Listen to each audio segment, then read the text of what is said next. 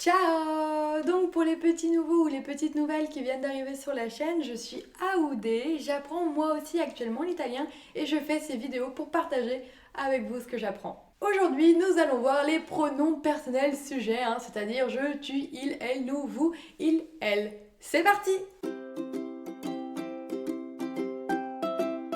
Alors, les pronoms personnels sujets en italien sont io, tu, lui, lei, noi, voi, loro. Attention à ne pas confondre lei avec un L minuscule et lei avec un L majuscule. Ce dernier est le pronom personnel sujet correspondant à la formule de politesse au singulier. Mais ça, j'en parlerai un peu plus précisément dans une autre vidéo.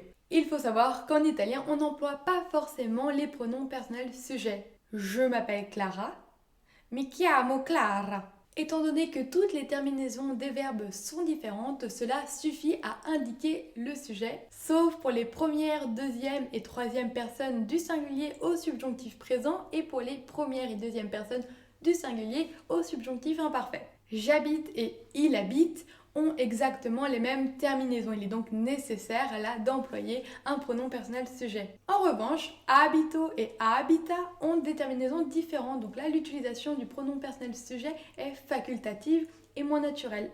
Toutefois, dans certains cas particuliers, leur emploi est obligatoire.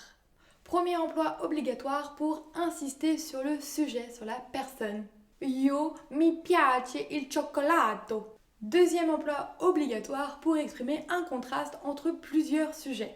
Lui è bruno et lei è bionda. Troisième emploi obligatoire pour énumérer une suite d'actions réalisées par plusieurs sujets. Io cucino, tu prepari la tavola, lui lava i piatti. Quatrième emploi obligatoire avec anche, pure et neanche, neppure, nemmeno. Neanche loro vedranno la partita. Et cinquième emploi obligatoire dans les temps verbaux que j'ai cités juste avant. Et on les emploie aussi dans les expressions c'est moi, c'est toi, c'est il, c'est elle, c'est nous, c'est vous, c'est eux.